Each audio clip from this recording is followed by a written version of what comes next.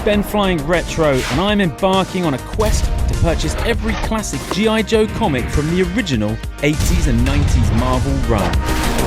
Warning.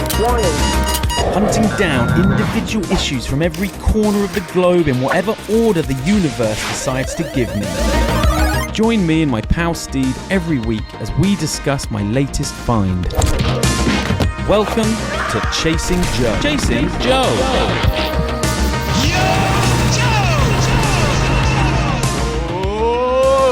It's the best time of the year. It's spooky season. Happy October. I'm at BenFlyingRetro. You are tuned in to episode 56 of Chasing Chasing Joe. I'm wearing my Freddy Krueger top. There's someone in the southern hemisphere, kind of, a ghoul or something. Are you out there, brother? It's not Halloween yet, Benjamin. Dude, it's a season. It is a season. I'm watching a horror film every goddamn night of this month. It's my favorite time of year. How has it taken me to the ripe old age of 40 before I finally met someone for whom Halloween is the biggest season? It is. It's the not best Christmas time. If you want to find me in October, don't come knocking on my house because I won't be there. I will be at my local pumpkin patch, and I will be dressed as Chief Hopper from Stranger Things, and I will just be solving mysteries, S-Jubs, just solving problems for the local town. Cool. Wait. Ooh. Oh, the decorations are up too. Shit, son. That actually looks quite cool. Very cool. It's like shiny, smooth porcelain. Where'd you go to get that? Hardware store? Tiger. Flying Tiger. Do you have that? No. You don't? Okay. You do not. Fine. Just a cool knick-knack kind of store. Yeah. How are you? How is everyone? You can't answer back, viewers, but I hope you are all well and enjoying the autumn or the fall, as some people say. But yeah. I don't know what you're talking about, man. We're already down to sleeping with no sheets on the beds. Oh, God. Brisbane is sweltering. Wow, yeah. When I was living in Australia, I did struggle with Halloween. I struggled. It's difficult to hot weather Halloween and a Christmas that you would rather spend inside the pool. Yeah, I Christmased in Noosa, and it was blisteringly hot. Cool town. No. This time of year, I want to be kicking leaves, playing conkers. I want to be wearing a scarf, a woolly hat, knit. Your Freddy Krueger jersey. Yeah, I want to be seeing. I've already booked. I'm going to see The Thing at the cinema. They've got good horror on at my local Plex. Jeez, dude. I hate you, man. Where's The Thing playing in my town? Honestly. That is hatred, listener, viewer. Actual, genuine hatred. Look, seething jealousy. Any further, cast your minds back to last episode where I said I'm going to need our community's help. Well, I'm coming in for a favor. The good wife, Ems, and her business partner, Melly, have launched their first ever Kickstarter for Moodling's Big Deal Brenda, like a 3-inch fig. Get her up. There she is. Get that for your loved ones. Get it for your wife, partner. Get it for yourself, if anything. Now, it's on Kickstarter. Go down into the link. The shipping is an interesting one. I think they are shipping to America. I don't know if they're shipping to SA. But you can pledge. You can pledge without receiving, so you can still chip in, and then I will reach out to me, and I will ship you a Big Deal Brenda. Look at that thing! It's very exciting. It's been live for just over a week now when this show airs, and they are racing towards that goal. And if they hit that goal, there's going to be 1,000 of these launched upon planet Earth, and a good size for GI Joe, a good size to play with your Joes, some kind of monster of the week. Big deal. The girl boss. It's like the antithesis of like testosterone-fueled army man. It's like, oh man, a powerful female has entered the arena of sport. Hold me back. I'm new to Kickstarter, so I downloaded Kickstarter, downloaded the app, pledged, and then I couldn't get off the goddamn thing. There's so many cool projects and things happening, and especially in the toy world. Do tell. What's got your attention? Especially people just making films, people writing books, a lot of really cool tabletop games, board games and things. That seems like a wild scene on there. I've never downloaded a Kickstarter app. Is it like Facebook or Instagram, and that's an infinite scroll of like, look at this cool thing you can fund. Look at this cool thing. Yeah, and it doesn't take that algorithm that long to learn what you're into, and it starts giving you the good stuff. But look, I'm not going to push it anymore. Help Moodlings achieve their goal. That would be great. That would be Tony the Tiger. Great. Look at this. Ooh. Look at this. Speaking of the USPS. US, United States Postal Service. Sweet. Now, that is a clue. This book was purchased on eBay of America. When I was summering, when I was in Miami, yes. I was getting floppies on the daily delivered. The system, it worked very well. So, what do I want to say? Let's get into this. Where are my prices? Here they are. So, I need to guess. What do you think I was ordering from the States? Things that were maybe a little bit pricey in the UK? For sure. Show me the book, man. Okay, I'll show you the book. Oh, there it is. What do we have here? We have issue 14 dropped. Get ready for this. May 10th, 1983. This is an extremely old comic book. And this was expensive in the UK because, why do you think that was? What makes 14 interesting?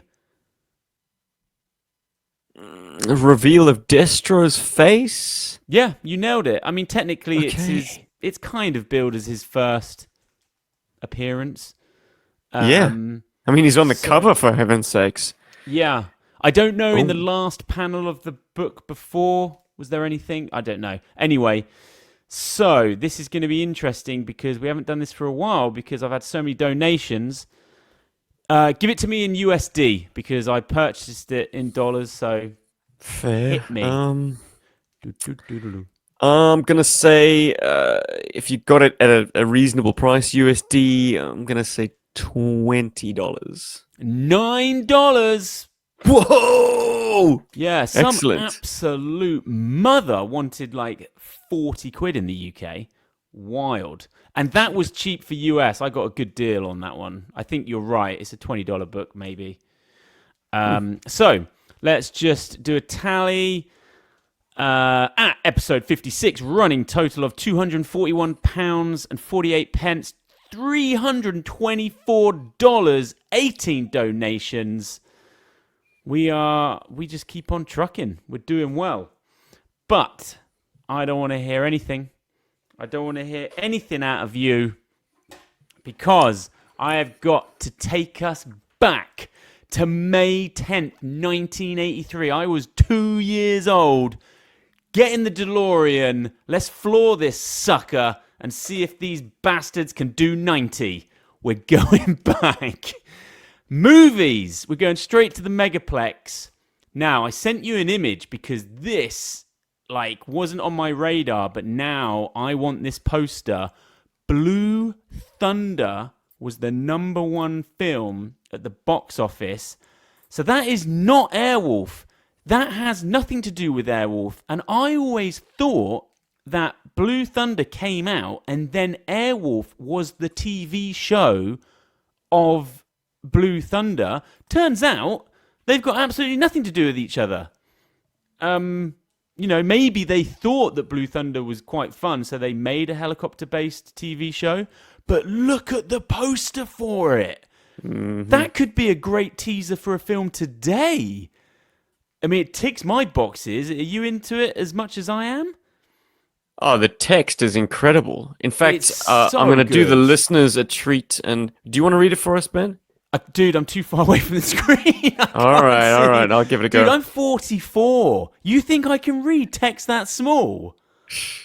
He's out there, flying the most lethal weapon ever made, the Blue Thunder Special.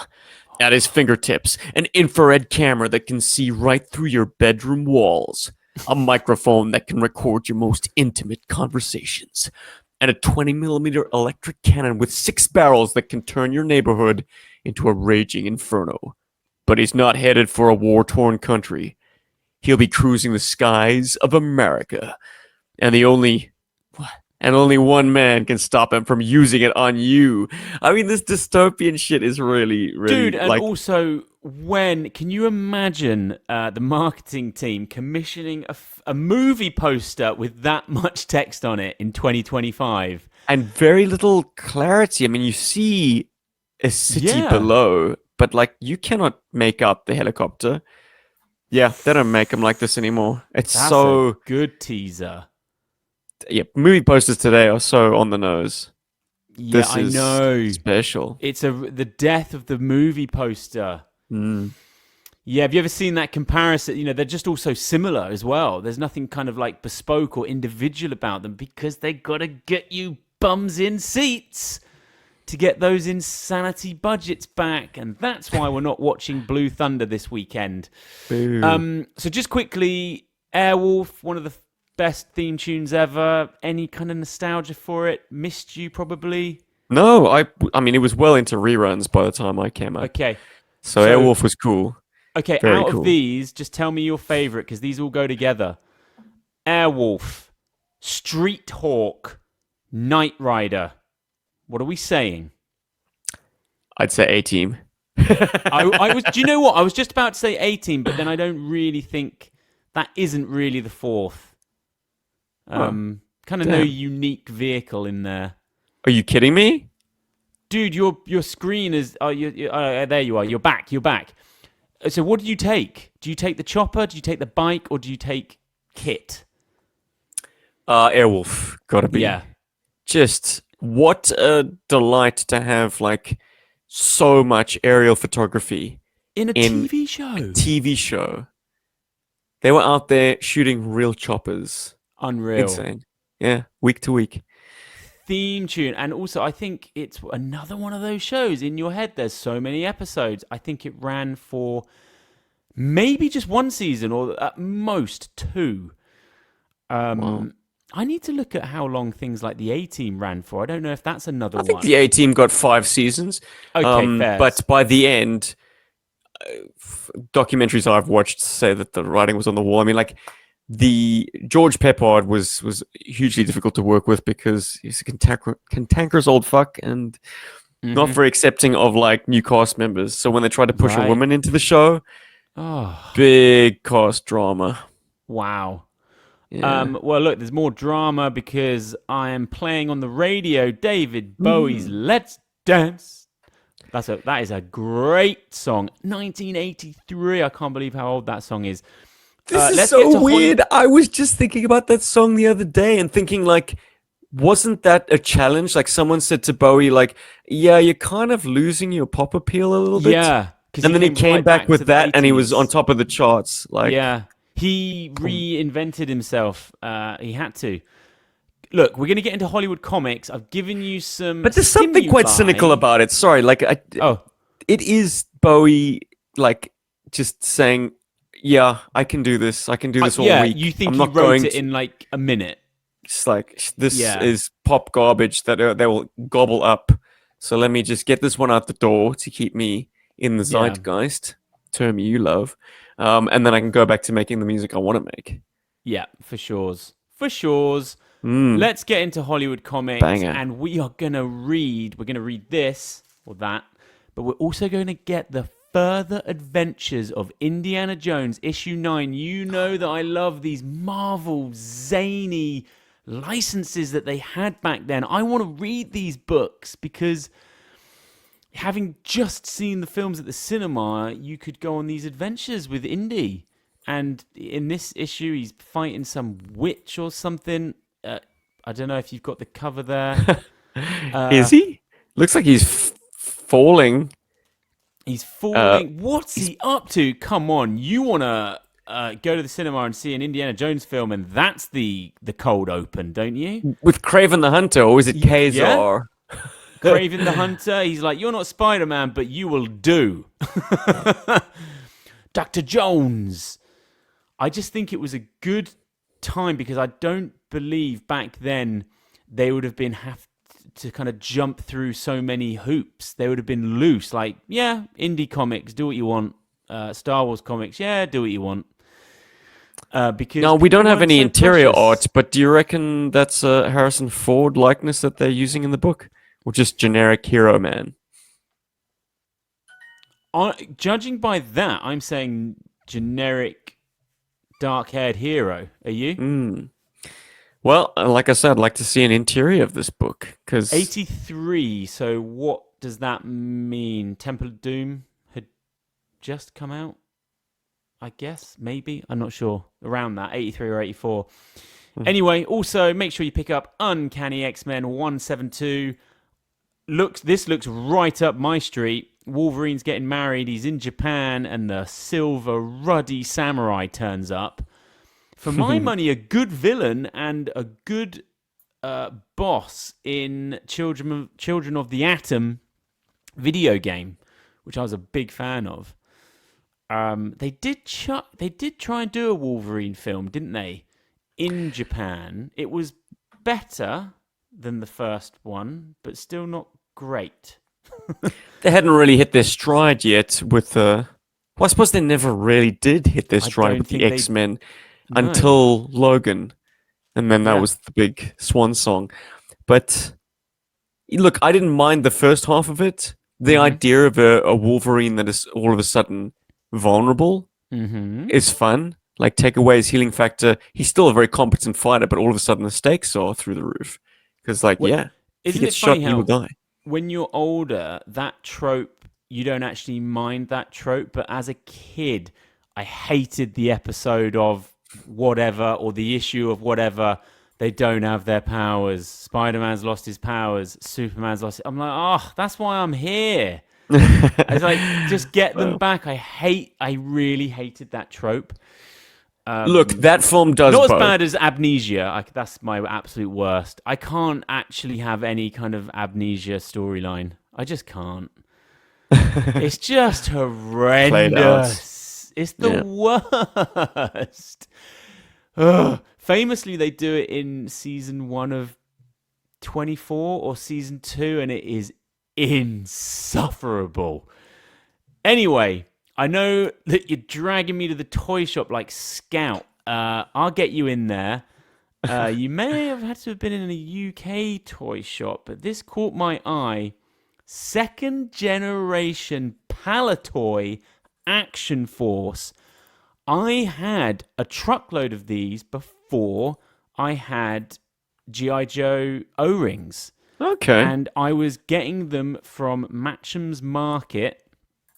And at the time, I kind of thought that they were knockoffs. But just to give you a breakdown, so we got Z-Force, which is infantry and artillery-based unit. We got SAS Force, Special Operations Team. Q-Force, which was the ocean-based one. But these were the ones that I had the most of. I had Space Force, which was the Space Operations Team. I didn't have any Red Shadows, which was the enemy led by Baron Ironblood. Was the idea that you would integrate them with Star Wars and these would be like rebel pilots and things? I tell you what, they totally were very, you could integrate them with your Kenner for sure. But literally, did you? So that on screen had a whole bunch of him. Okay. And just grabbed him from a bin at the market. There's something very cool about the color palette of the blister pack, isn't there? it's just got a fantastic design. I might need a framed one of those. That is cool. I'm sure they can be had at What reasonable do prices. you know about all of this? So, Action Ah, Man, look, obviously. I my mean, this is a whole scene, S-Jubs. A big scene. my brother had one Action Force. It was the helicopter pilots. So before they even went into the special teams, the Oh, yeah, first so series. that would have been 1982. So that's Correct. just series one, essentially. So Before they inexplicably, had... this guy was mixed in with my Joes, and Okay. it was a big mystery. And then flash forward to the birth of the internet, and I kind of did my research. And then flash forward even beyond that, I was working with a guy who had a whole bunch from his childhood, Yeah. and he said, "Steve, I know you have this channel. Do you have any interest in these points of articulation guys?" I was like, absolutely.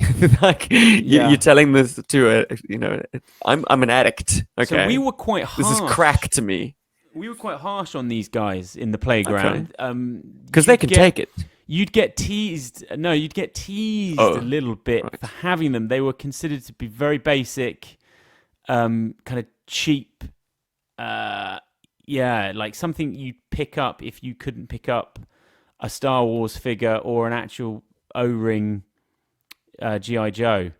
So they were not like loved by me, really. I was almost like weirdly ashamed of them. I had a bunch of them, but as I said, they came from markets and things like that. I think it's important to remember that these were not as attractive to children as if you had experienced O-ring GI Joe. These felt like cheap knockoffs because Yes. there's this in retrospect. There's so much fondness for Action Lots of Force people- figurines. Lots of people called them fake back in the day. Right. Oh, these. Well, are now we fake. view history with rose-tinted glasses, and perhaps Yeah. it's the influence of American GI Joe collectors who are now discovering this stuff, and they are leaning into it big time. They're loving it, and they're very vocal about loving it.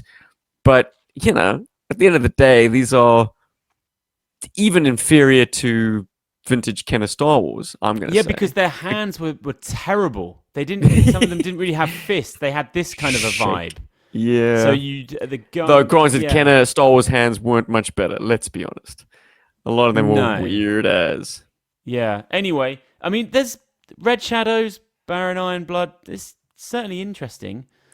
Wonderful Funky characters. bunch. Amazing comic book.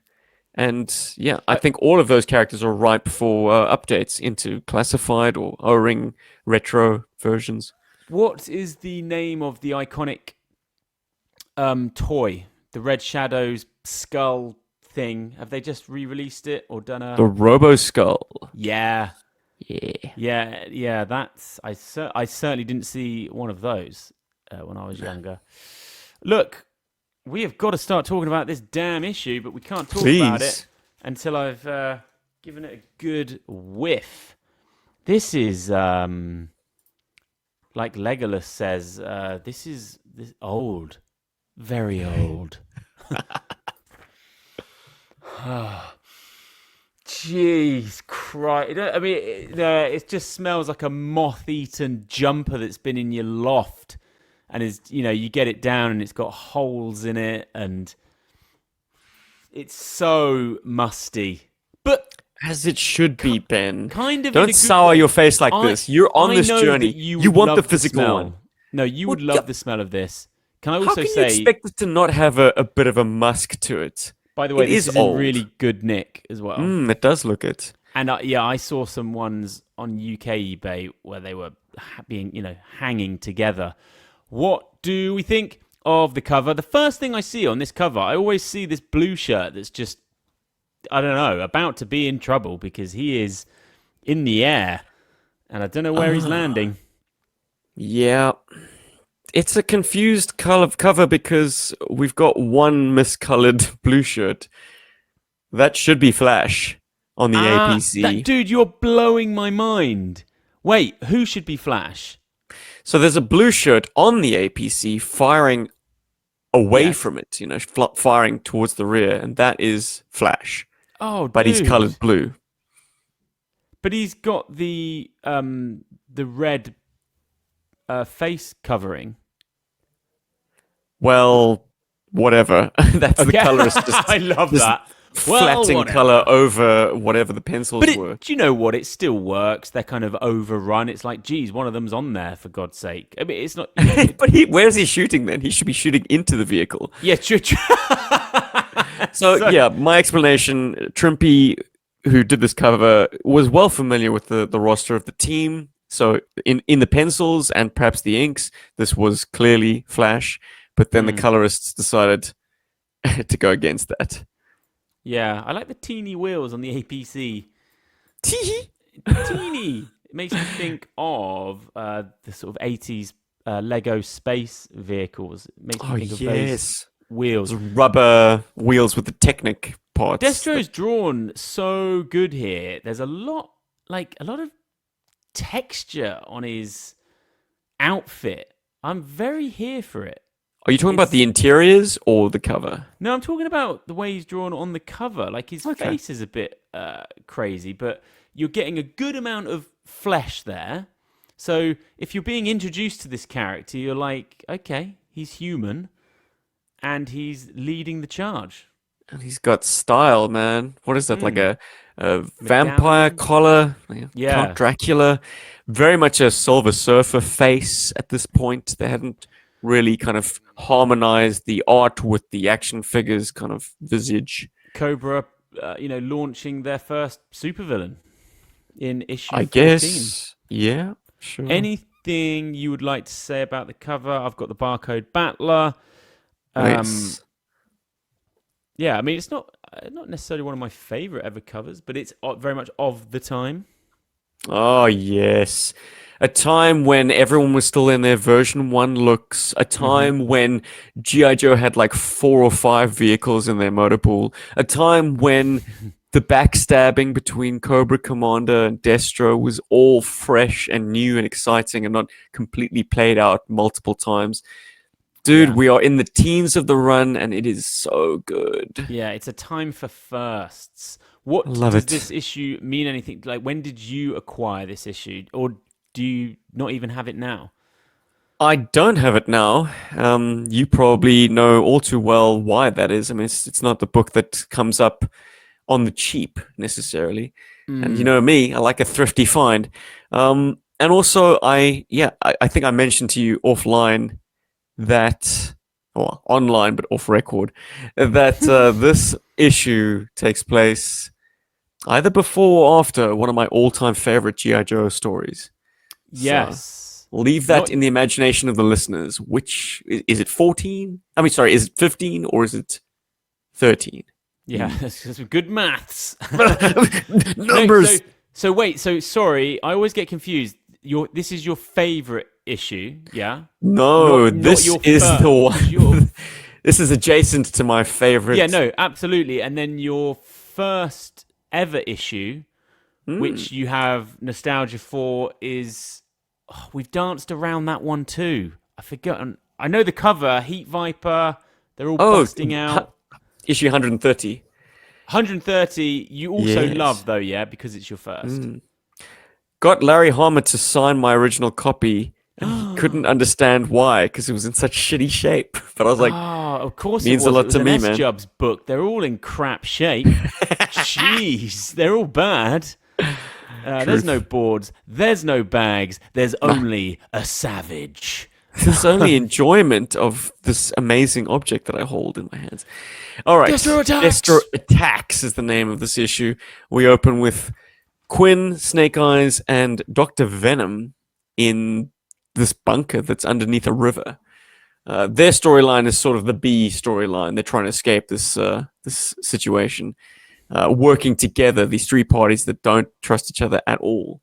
But the main plot line is the Joes have found a microdot location that will lead them to Cobra's secret base in Springfield, Vermont, where Cobra Commander is actually, as it turns out, there anyway, conducting a secret test on one of his troops for this plague toxin, which he hopes to infect GI Joe headquarters with. Anyway, the Joes spring the trap, and Destro comes to the rescue of the Cobra Commander because he finds out that Baroness is there with him in Springfield. The big twist is it was Destro who was responsible for tipping off the Joes in the first place. It's There clear we that go. he is wanting to make some power play within Cobra, even at this early stage. How it you plays did out, good. we don't know. You did good there, because I was like, he's going to struggle. This is dense as an absolute mother. This is the densest book ever. There's so much in here. But let's just start at the beginning, because it makes sense. We've got Vosberg on art, and there are some joyous panels in here. But may I just say that I really want this issue to be about this situation that you are showing us here. You could do the whole issue. The dynamic of that situation, it brings to mind one of those kind of annoying horror situation films, you know? Yeah. Like where they're trapped, they got to get out, but the situation is escalating constantly because of flooding.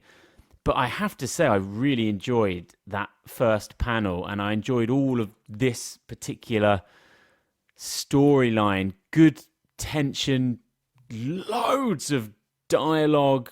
I sort of thought it was very atmospheric, and yeah, I had a lot of time for this trio of characters being stuck in there, and all of the panels dealing with those guys are just drawn so well. Like that opening one, all of the water just dripping down, the way that Dr. Venom's got that chair and it's sort of halfway in, Quinn, Snake Eyes.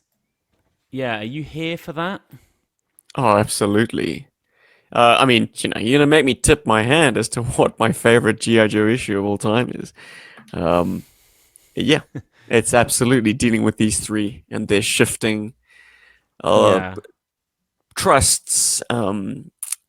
Because it's interesting, like, I encountered these characters in reverse. Yeah. I didn't know that Snake Eyes and Quinn were not allies. In fact, anything but allies. They were enemies to begin with. Yeah. And their respect and even affection for one another is built over the course of this storyline. And it's an amazing one to sort of isolate, and one that, like, thankfully, the powers that be have seen fit to, like, be restrained and not, do a kind of a, like, revival of. Like, Quinn has stayed dead. Yes. To some degree. And I mean, there have been flashbacks and, like, dream sequences and whatnots, but yeah, this was a moment in G.I. Joe history. You want it bad. Can an O-ring do this character design justice, though? I don't know if I like shorts on O-ring figures. I guess I need to get my hands on Leonidas, which is a figure made by Delta 17. Oh, okay. He's got shorts, so interesting. Exposed knees on an shorts. Yeah, I mean he'll be right at home in the Scouts, old Quinn. Some of my favorite dialogue from him is, it's thinking dialogue when he swims out, and we get full Brave Star moment. Is that reference lost on you? Oh, absolutely not. No, yeah. good. What was he saying? Spirit of the otter. Of the otter. That is like a British dwelling river creature. It's just so...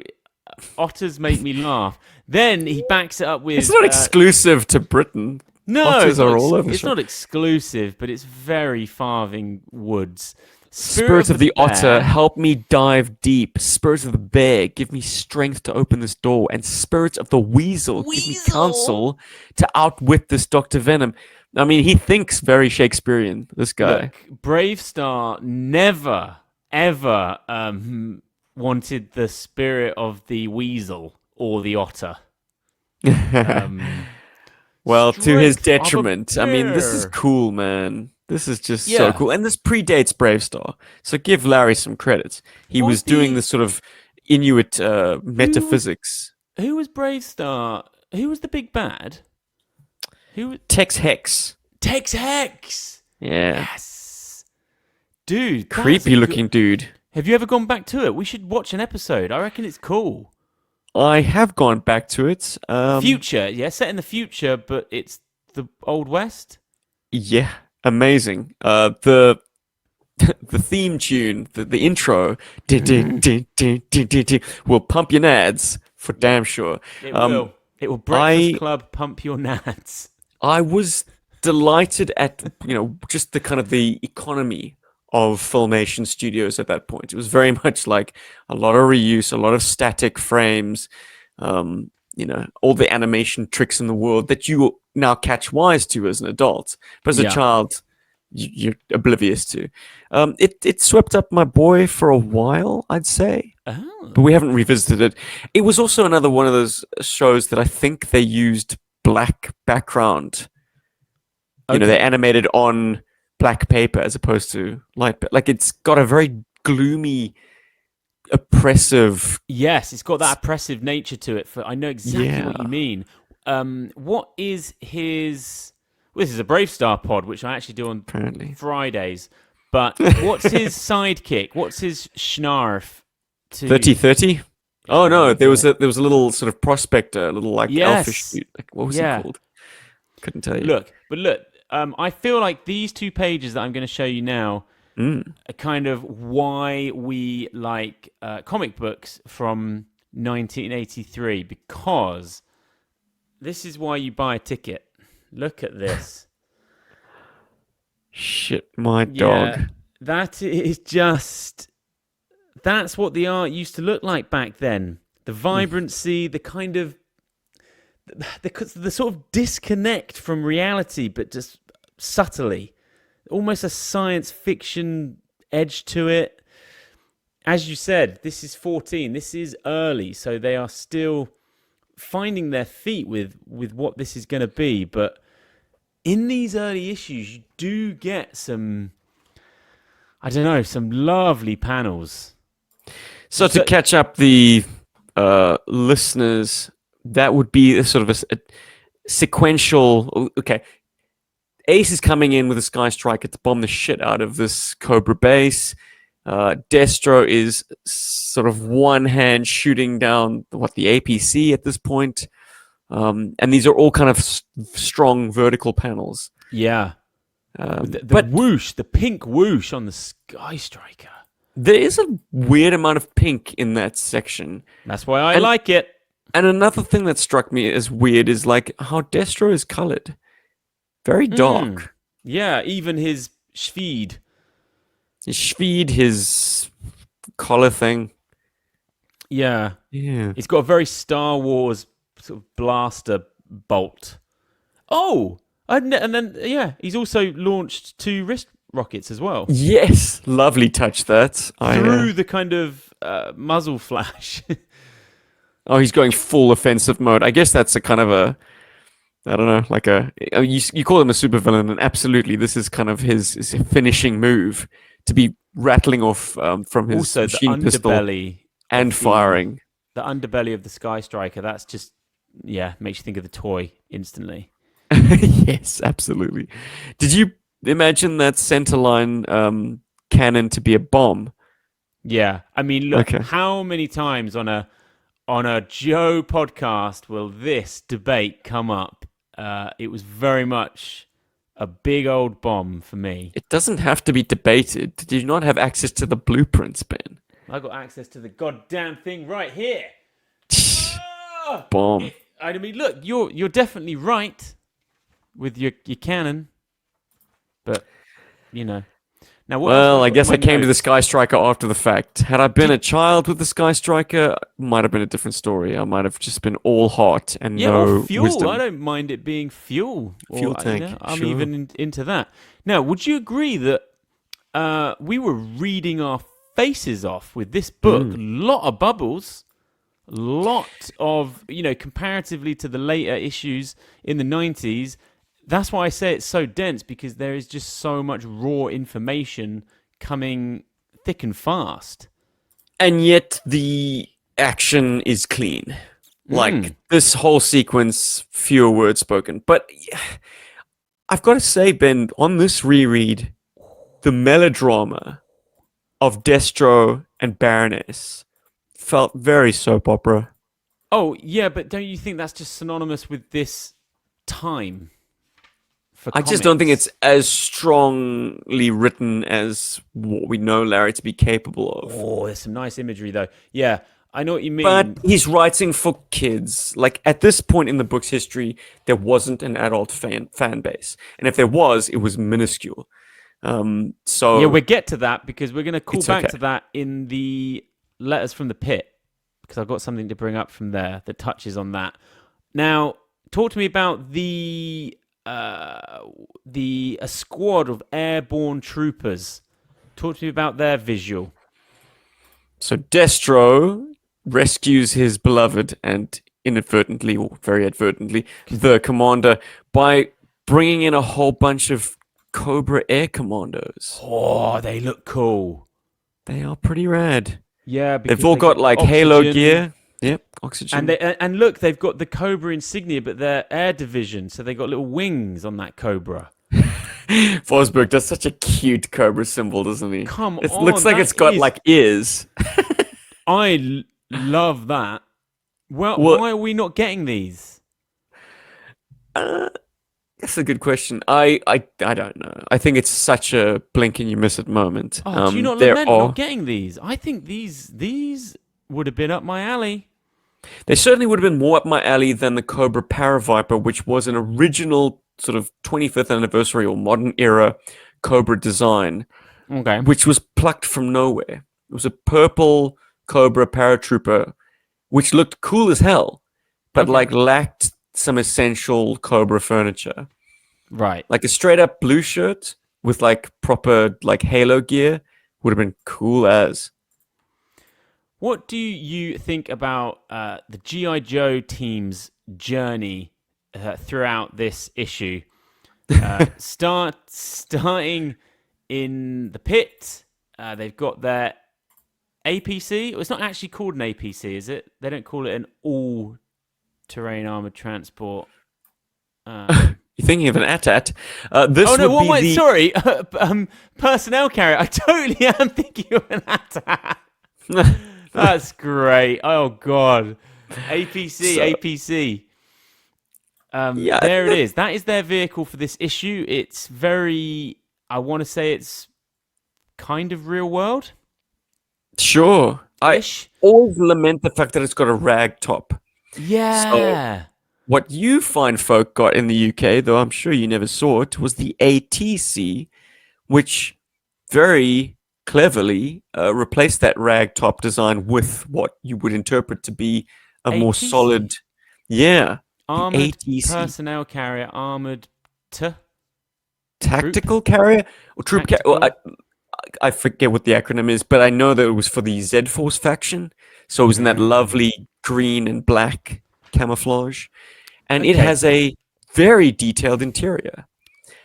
You might not know, or I don't know if we've discussed, but you are dealing with someone that loves an APC.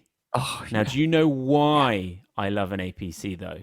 It's not actually got anything to do with GI Joe, although I kind of sort of played with the Warthog like it was an APC-ish. Anyway, Command and Conquer. I was an APC builder. That's all I did. I was a troop guy, so you could load up 5 in your APCs, click over them, form them as a squad, and just roll in with your APCs and then just unload all your troops. Love an APC. And the Warthog kind of looked like the similar shape to the one in Red Alert and Command and Conquer. But yeah, I'm here for it. Troop carrier. Yeah, But yeah, this didn't feature. I mean, I didn't know any. Yeah. Is there anything in the later down the line that was a personnel carrier for the Joes? for the Joes. Beyond the Warthog, I'm blanking. Yeah. I really am. This thing's not amphibious, is it? Even though it looks like one of these duck boats we have in London, duck tours. So the A in APC is not standing for armored, because with that rag. It is Amphibious. not. It is amphibious, and yes, it floats extremely well, owing to the fact that like the bottom half of it is a solidly molded plastic piece. What have you is done? problematic though, Yeah. like a lot of early GI Joe vehicles, it's got metal axles, and that metal ain't steel. It's just regular iron. It Corrosive. rusts. It's dreadful. I was heartbroken when I tested my APC out. I was like, wow, it floats so well. Very next day, Oh no. crunchy axle. Yuck. Have you done the duck tours in London when you visited? You drive I've around seen them. in a giant duck and then it enters the Thames. And some of those vehicles are from like D-Day landings. All of them are. Oh, is it all of them? Yeah, I don't know. All Famously, army one of them- surplus from the Second World War, yeah. I mean, it's a hell of a vibe. Anyway, Cool. yeah, what do you think about their journey in this comic book? They start off down there, they come out, they drive to the baseball Baseball court diamond. field. Sorry, court. The baseball field. They just pull up mid-game, or they're about to play a game. Yep, a game between the chaplain's assistants and the permanent latrine orderlies. Now that's a shitty job. Pardon the expression. I love that. And then Wild Bill picks them up in a Sikorsky Sky Crane. Yeah, which looks, I mean, you know, functionally, absolutely, and it's a real helicopter. But functionally, it is exactly the same as what would become the Cobra transport your helicopter. favorite helo of all time. You know it, man. Oh, yeah. So then he picks them up from there and then sets them down just outside Springfield. So they drive the rest of the way in. Yeah, with the philosophy being that small towns, people know any stranger that comes in, so there's no sense in going in plain clothed. Yeah. They're going to go in force recon style. I do Which like- is just a handy way of saying, let's keep the toys looking like the toys and let's have an action sequence instead of doing some sneaking around shit. Which, unfortunately, G.I. Joe in the current day is far more concerned with. Like, there's a lot of sneaking around, a lot of plainclothes sort of set up. Just cut to the chase, man. Let's get on with the story. I do like how in these early issues there is an obsession between both sides to ascertain where the respective bases are. Like, they spend a lot of issues on this, and it rightly so, because that is so how he used to play. Like, if you're playing with a mate, it would be like, you build your base around there, and I'll build my base, and, you know, maybe we'll meet in the middle, and it was all about, no, I won, I beat your base, I defeated your base, or... Sounds very Command and Conquer, Ben. Yeah, for sure, it does. Oh my god, I'm nostalgic for that game. And yeah, we would give ourselves like setup time. So it'd be like, we'd almost say like, let's do 15 minutes or 30 minutes before we play. And you'd set everything up, and so fun. But this is how these comic books read. They're like obsessed with Springfield. They're like, I know that's where the base is. Their base is there. I will still, to this day, be able to recall the frustration I had when, after leveling my buddy Robert's base, Robert from GI Joburg, and thinking I'd won, and then he uttered the words, disable holographic projection. Oh, that's insane. What an asshole. Oh my day. I am not I'd accepting fired all that. my bombs and missiles at To say a hologram. incredible. It sounds like something that Scott would come up with. Yeah. You tell me that he's always like pulling some kind of god card. We play Transformers on the daily, and my guys, I'm just. You can never win. You can never win. I'm like, I'll rip out your optics. He's like, I've got optics. It's like, jeez. Yeah. Yeah, man. We will be. I'm taking him to parkour this evening, and there is a little toy shop in the mall that he does that in, and they sell these little blind bags of Transformers. Okay. Who'd you get last week? Oh, Jeez. I lean over, and who have we got? Oh my goodness, I'm forgetting who this is. Flywheels? Is it flywheels? Good, cool, nice little detail. They're fun though, but this dude in this toy shop, he knows me in there now. He's like, "How have you not got all these?" But they're in the sale. They're like £1.50. They're so fun. Do they transform? Yeah, they do. Yeah, Incredible. yeah, Because they look as crappy as like Monster in My Pocket, but yeah. For they £1.50, have it's conversions. good amount of play. So he's got a Brilliant. whole bunch of these. I know that this guy isn't one of the main seekers, so I don't know who he is. Anyway, He's the wrong color to be flywheels, but maybe it's a chase variant or something. yeah, I don't know. it's possible. Because let me- flywheels famously has that two-tone. Oh, okay. Because it's a not a combiner, not a combaticon, a duocon. Two vehicles that form one robot. Put them together. Ah, I see. Mm. I'm just being confused by my own notes here. Why have I've Oh. got... It just says 50 feet below. That's all I need. Oh, no, I think on page 1, I was really sucked in by the premise. 50 feet below a jungle river in Sierra Gordo. Snake Eyes is trapped in a sunken cobra bunker with the evil Dr. Venom and the Eskimo mercenary Quinn. I mean, look, don't need to have read your favorite ever issue. You just go in right there. You've got all the information you need. I think your favorite I don't know. It's issue might teeing be you up one for a of mine. masterpiece. When we get to 15, then you will know, my friend, why that book Okay. means so much to me. Oh, But good it could job, happen next week. It could happen a year from now. Oh, I That's just the might as well delight. talk about it. Lovely panel here with the symmetry of the art there. Beautiful. With Cobra and Joe in parallel. Yeah. Talk to me There's- about it. Well, I was just going to say that I think we've discussed Vosberg before. How long was he on for? Takes us through the teens. So I and think with into me, the- as I said before, it's more like I respect the hell out of it and enjoy it, even if it's not like necessarily in my wheelhouse. It does. You wouldn't want an old book to look any different, really, because it's all just feeding into this kind of aesthetic that I just love about these early 80s issues. Oh yeah, And the shadows and the art is synonymous. That's why they are so cool, because the layouts are great. And this is a very young Mike Vosberg. I'm going to reiterate because, hey, this might be your first Chasing Joe episode.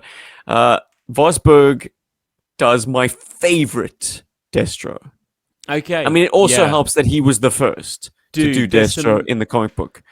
But this establisher of Destro has all the hallmarks of what I love Destro to look like in Yeah. art. I think He's you're not talking wearing...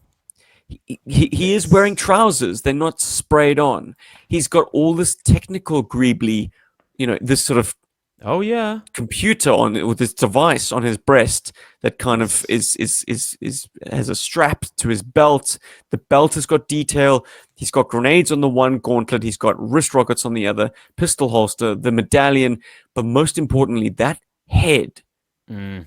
Vosberg's got the right idea when it comes to the sort of the hardness of that mask. Yeah, we'll zoom in There's on certain me. angles that are not human that are absolutely essential to the Destro visage. Yeah, when he draws it first time in this panel, close up, that's exactly how I want it to look. I can't see what you... How can Let me not bring you up force it to big. me? Yeah. Oh, yeah. All right. Amazing. Hmm. Because you can see the pink around his eyes a little bit. It's cool. Oh, you can. I don't tell think you that's what, man. flesh. Oh, sorry, I was thinking on his left eye. No, is it not? But anyway, it has that vibe. a bit of his neck there? No. Yeah, look, that's- they definitely show flesh, but it keeps do you you guessing as to think? what his face is. Is his head this metal thing? Yeah. Like You're definitely thinking at this point that you in don't issue know it's a 14. mask. Yeah. What do you think about the kind of regal nature of the blue shirts with the gold pipings in these early issues? Now, I don't know if the artist's touched on it intention before. was for it to be gold piping. I think it's just a cool pop of color that was worked into the comic book at this point, I'd love and to then see dropped. an O-ring look like that, though, wouldn't you? Yeah, add some variety. Yeah, Might be a bit garish. with the red as well. Look, I would have been happy if Cobra blue shirts were presented like this originally. But now that we have what we have, and it's sort of a black strap on blue uniform, if you add something like a gold, yeah, it might They just look look a too little good, bit too. I think. Oh, yeah. I don't think they look quite as disposable. They look like too regal. But they are all over the shop on the cover, I and like that my gold blue is definitely shirts definitely ragdolling. part of it. I like them ragdolling like stormtroopers, you know? They're fodder. They're Yeah. absolute fodder. Take that criminal and just put a gun in his hand and send him off to die for Cobra. Yeah. hmm Is a blue shirts file card interesting? It's been so long since I would have read it. Is there anything interesting in there about the journey to becoming a blue shirt? I think it references just how varied their skill sets are. Yeah. Like this one figure that you hold in your hand can be a saboteur, Ah, can be a diver, can be someone Yeah. who operates heavy machinery. So the file card supports the fact that this is an everyman kind of figure. yeah. But I can bring it up and give it a read. Yeah, please do. Why not? Yeah, It's man. been so long. You It's can funny chew the because- airways in the meantime. Like,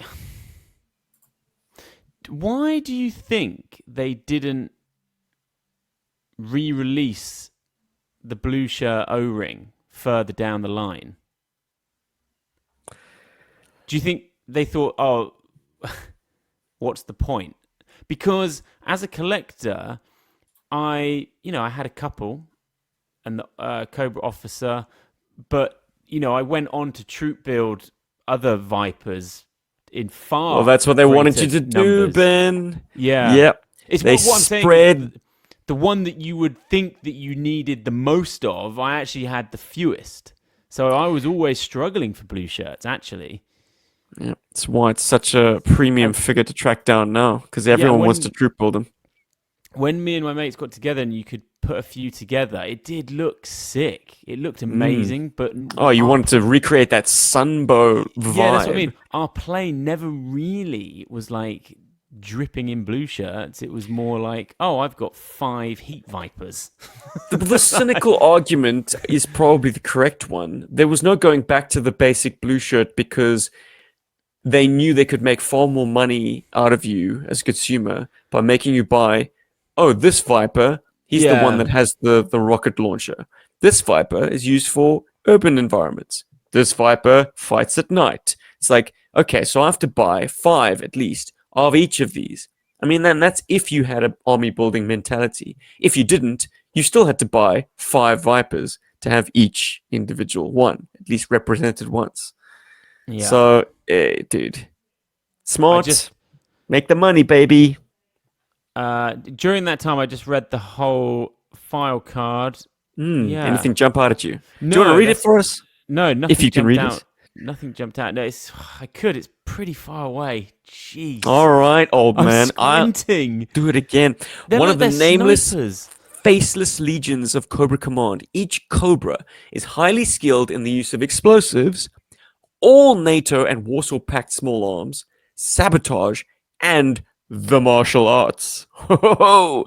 Qualified experts: Scorpion, machine pistol, Dragonov SVD, sniper's rifle, and the Uzi submachine gun. Oh, and the M16. So a nice mix of like Russian guns, Israeli guns, American guns. And it does go into say all NATO and Warsaw. I mean, these guys are way overqualified then to be just cannon fodder. I know. Yeah, they sound very elite.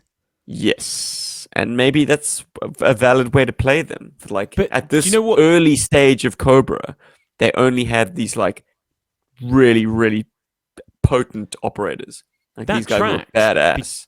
because that's exactly how the Empire wanted you to think of the stormtroopers were elite. A joke. They're meant to be like absolute. Oh, so you're saying the elite. file card is a puff piece? Interesting. I'm just saying that it's, to us, they're almost kind of like the lowest entry of a Cobra figure that you I would like the just idea you could play it ragdoll. either way. Yeah, Because at its outset, G.I. Joe's first mission, Operation Lady Doomsday, made it seem like Cobra Command were extremely potent, very dangerous, and things like, Cobra Commander, most dangerous man alive. If he's personally overseeing this mission, our chances have just halved. Like that Yeah. kind of level of like threat. But maybe the Emperor had no clothes. Maybe the blue shirts were always a joke. yeah. I kind of like Nice that to debate. too. That you're right. It's actually a bit of a puff piece. That's interesting. Yeah, sure. But yeah, look, if you're gonna have heroes, they have to mac some enemies, and you need every IP needs their blue shirts, their stormtroopers, their fodder, because you can't just mac main characters all the time. Nope. But yeah, this issue, I'm trying to think what this issue means to me. It doesn't mean that much. I don't really remember reading this issue as a child. I obviously covered it with Talking Joe. Can't remember what I thought about it. But I had a thoroughly good time reading this, but maybe I had a better time looking at it. I thought the art was really cool. But then this is what I'm talking about, like stuff like this, like Venom's face, the kind of, I think that's sort of like what you're talking about, the melodrama of it, almost kind of daytime TV, Overacting. opera-y. It's like, it's not only is he, you're seeing what you're reading, like his emotion is just like, it's just right there. You can't take it any other way. And I think a lot of the art is like that, and I think that was a style, like it's just on the nose, because the economy of storytelling, it's got a job to do. You have to know what the characters are feeling, just as soon as you look at them, kind of a thing.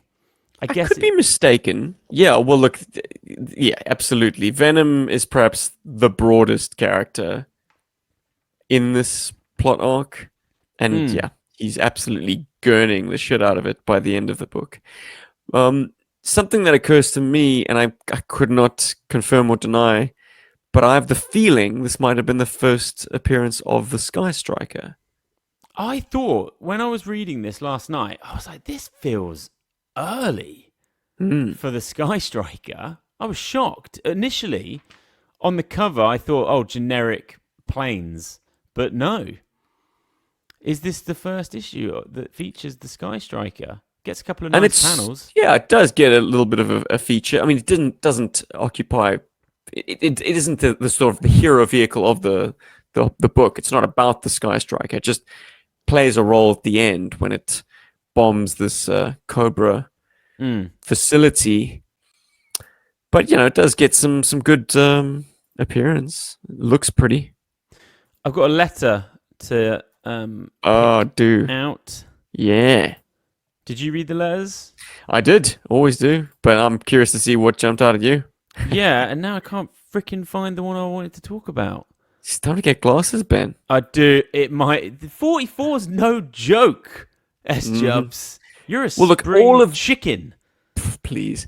All of the letters seem to be raving about issue 11. Yes, they do. They're jonesing for that. Everybody loves issue 11.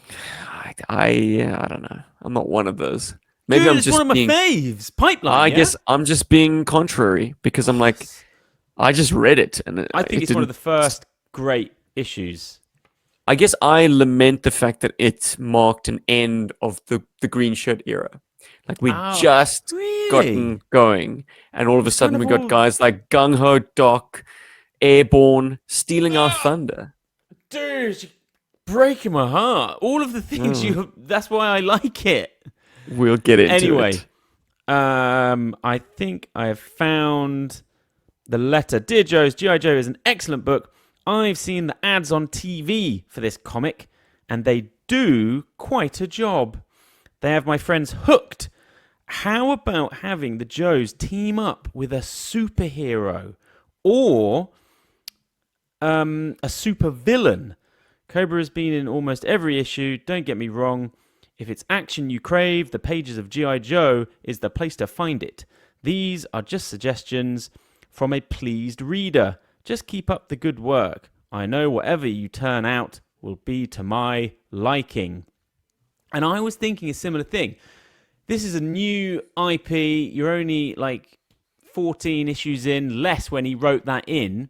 And it's a Marvel book. You could have been just sat there thinking, oh yeah, I wonder if Doctor Doom. and you wouldn't have been necessarily crazy to think that, because Marvel tends to play in its universe, and they could have been like, oh, is this a superhero book? What is this? And that letter didn't have a response. It didn't. No, it didn't have a response. But I just wonder if they kicked around the office or even like flirted with that idea. I'd wager that they had conversations like, can we integrate this into that world? Interesting. Well, they kind of, or they just thought, oh, we'll just do our own guys, and then like you got Destro rocking up, and he does look a bit more Marvel super villainy. But I thought that was interesting that people were reading it and thinking that could they. I can't say for certain if this is just me making this up, but I seem to feel like Larry openly resisted that. Yes, I can. Yeah. Tie yourself in knots. I mean, you see what happens when he gets Transformers involved. That's probably pushing it a little for him. But he wrote on Wolverine. He obviously did Nth Man as well. Yeah. Like a lot of Marvel characters that are part of the Marvel universe. Mm-hmm. So I don't know. Yeah, it I wasn't guess like every single comic that had Marvel slapped on it was operating in a shared universe necessarily. I think he even as early as that understood that if G.I. Joe was to coincide with Captain America and the Fantastic Four, like it would, Yeah. that There's world would problems. absolutely destroy the world he was trying to create Yes. of this crack unit who can make a difference even though they are just regular guys and girls. Yeah. Because absolutely, like why wouldn't Thor just drop onto Cobra Island and pick Cobra Yeah. Command up and that'd be the end of it? Yeah. Well, speaking of it being the end of it, I think that closes out another episode of Chasing Joe. I am chasing the heck out of it. We've got more books coming in next week. I've been at BenFlyingRetro. If you've forgotten at the beginning, Moodling's Kickstarter. Give it a look. S-Jubs, what can we be expecting from the flagship? Still waiting for that shout out. Still waiting. We don't do shout outs, is the Ben. dirty secret of G.I. Joburg. Okay. I want crossover. I want a shared universe. For you, Ben, a shout out will be coming. But, I drop it on the cash. I'm like, on this other show that we do, I do comic books, etc. But yeah, sure, my man. Sure, for you, the world. I just always, I keep coming back to the fact that I always anticipate the Chasing Joe audience to also be the G.I. Joburg audience. Uh-huh. That we've got complete overlap. But maybe that's not the case. Yeah. Maybe. Drive the numbers this way and that. Anyways, either way, whichever podcast you listen to, whether it's one, the other, or both, thank you for your time. Thank you for hanging out with us. It means a lot to know. And thank you for the engagements. We are getting great comments on each episode. So you wonderful people, though small in number, are great in. Yeah. Keep it up, and we'll keep it up. Until Indeed. next week. Yo, Joe. Destro is his name! Destro is his name!